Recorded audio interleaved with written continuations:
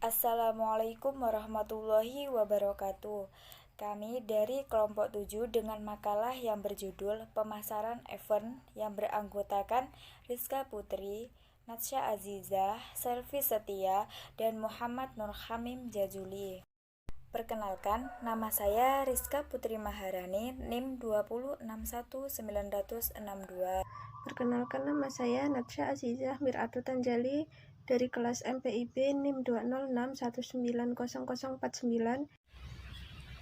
Dan saya Selvi Setia Cahyani, NIM 206190066.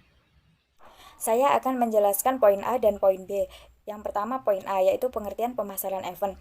Menurut Kennedy, event itu dapat didefinisikan sebagai suatu kurun waktu, kegiatan yang dilakukan oleh sebuah organisasi dengan mendatangkan orang-orang ke suatu tempat agar memperoleh informasi. Selanjutnya, menurut Kos, pemasaran event adalah suatu bentuk promosi yang dilakukan dan didesain untuk menarik perhatian kepada konsumen. Maka dapat disimpulkan bahwa pemasaran event adalah suatu kegiatan yang dilakukan oleh sebuah organisasi dengan mendatangkan orang-orang ke suatu tempat untuk menarik perhatian, sehingga mampu menetapkan suatu kesan tersendiri bagi konsumen. Selanjutnya poin B, yaitu jenis-jenis pemasaran event. Ada 6 jenis pemasaran event. Yang pertama, seminar. Seminar ini sering disebut dengan webinar. Acara ini berfokus pada pendidikan dan dihadiri oleh sekelompok orang. Yang kedua, workshop atau lokakarya. Lokakarya ini mirip dengan webinar. Topik lokakarya ini biasanya disesuaikan dengan bisnis yang dijalani agar tetap relevan. Yang ketiga, konferensi. Konferensi ini adalah acara besar yang biasanya diselenggarakan oleh satu perusahaan besar dan disponsori oleh bisnis-bisnis lain. Yang keempat, peluncuran perdana.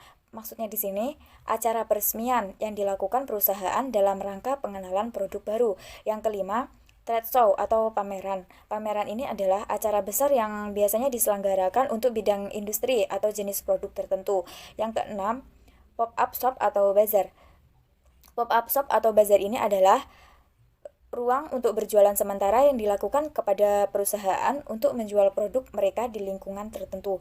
Mungkin cukup sekian presentasi dari saya. Selanjutnya akan dilanjutkan oleh teman saya. Di sini saya akan mempresentasikan makalah dari kelompok 7 subbab C, yaitu menyusun rencana pemasaran event baru dan event yang pernah diselenggarakan. Menurut Leonard H. Hoyle, keberhasilan setiap event itu dipengaruhi oleh pemasaran yang dilakukan. Dalam pemasaran event sebaiknya menggunakan prinsip 5P, yaitu produk. Produk ini barang atau jasa yang dijual, price, harga, place, tempat, public relation, dan positioning atau penempatan. Pemasaran event juga tergantung pada karakteristik target pasar yang dituju. Salah satunya ialah keunikan dalam sebuah event. Rencana pemasaran event dibedakan menjadi dua, yaitu rencana pemasaran event baru dan rencana pemasaran event yang telah diselenggarakan. Pertama ialah rencana pemasaran event baru. Hal-hal yang perlu diperhatikan dalam pemasaran event baru yaitu 1. Menetapkan tujuan event secara jelas. 2. Menetapkan hasil yang diharapkan dari terselenggaranya event. Ketiga ialah menetapkan komponen yang ada dalam event.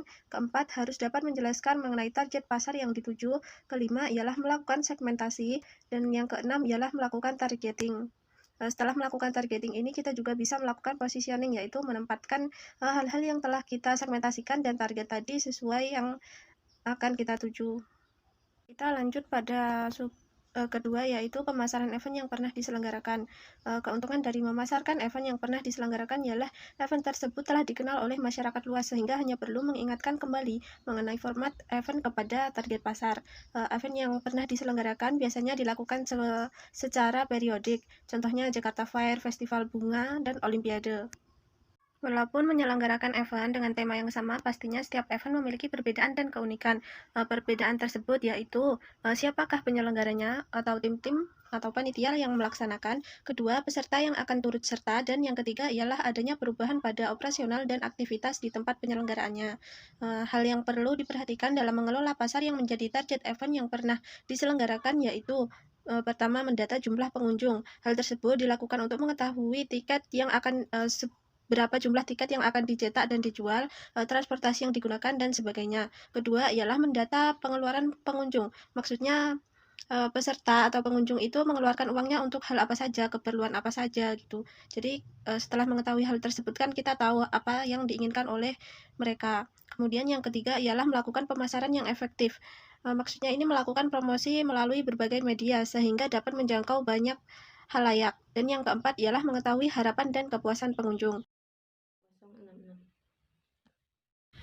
Poin selanjutnya yakni target pasar dan komponen event. Target pasar event ini merupakan seseorang atau sekelompok tertentu yang dibidik untuk datang ke suatu event, meskipun pada kenyataannya banyak target pasar yang tidak hadir pada event yang diselenggarakan, tetapi mereka tetap melihat event melalui media yang telah disediakan oleh penyelenggara event.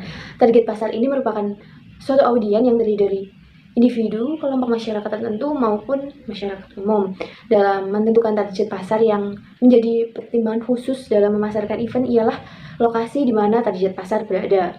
Lokasi ini akan berhubungan dengan alasan kedatangan calon pengunjung event, yang mana semakin penting event menurut target pasar, maka akan semakin menarik event bagi target pasar tersebut. Lokasi pelaksanaan event juga menjadi daya tarik tersendiri bagi calon pengunjung karena kemudahan jangkauan akses dan keamanan pada lokasi event yang nantinya akan diselenggarakan. Perencanaan pemasaran ini harus disesuaikan dengan karakteristik setiap target yang akan dituju. Hal penting yang dapat mempengaruhi target pasar untuk datang ke sebuah event ialah pemasaran yang efektif dan opini seseorang dalam mempengaruhi calon pengunjung untuk hadir pada event tersebut, yang mana hal tersebut akan mempengaruhi jumlah pengunjung event nantinya. Sebagai seorang tenaga pemasar harus memiliki pengetahuan mengenai siapa yang nantinya akan menjadi pengunjung event, siapa yang nantinya akan membeli tiket, serta memiliki kemampuan untuk mempengaruhi bagaimana mereka akan membeli tiket. Tidak hanya itu, bagian pemasaran juga harus memastikan bahwa semua pengunjung mendapatkan kepuasan atas kunjungan event tersebut. Komponen event sendiri terdiri dari dua jenis, yakni komponen produk dan jasa, yang mana komponen ini berhubungan dengan bagaimana event organizer dapat menentukan target pasar yang ditetapkan. Komponen yang terdiri dari produk dan jasa ini merupakan bagian penting dalam sebuah event yang mampu menarik berbagai macam target pasar yang berbeda-beda.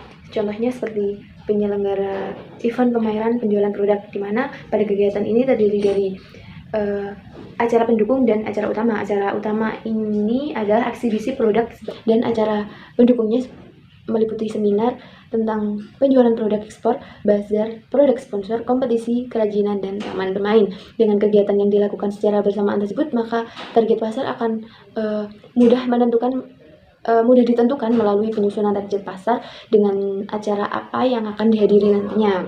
Dengan adanya penyusunan komponen event dan target pasar tersebut, maka rencana pemasaran langsung dapat ditujukan pada target yang telah ditentukan sebelumnya, di mana akan membedakan cara memasarkan event kepada pelaku-pelaku seperti pebisnis, keluarga, pengrajin, dan wisatawan. Dengan adanya hal tersebut, maka suatu event tersebut dapat berhasil karena mencapai target yang telah ditentukan.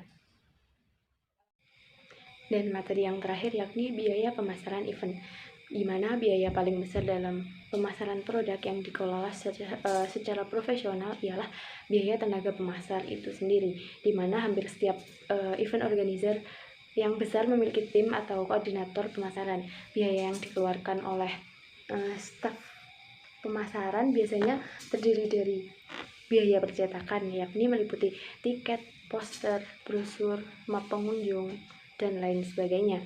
Dan yang kedua ada pemasaran langsung, di mana kunjungan penjualan langsung ini langsung menemui target, memasarkan event melalui event organizer, agen, dan surat menyurat.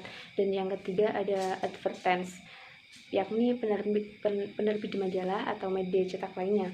Dan yang keempat bentuk kunjungan langsung ke target pasar. Yang kelima ada pembuatan website, CD-ROM atau guidebook. Yang keenam ada pembayaran untuk tamu VIP. Dan yang terakhir press kits, foto, dan pekerjaan seni lainnya, misalnya seperti spanduk.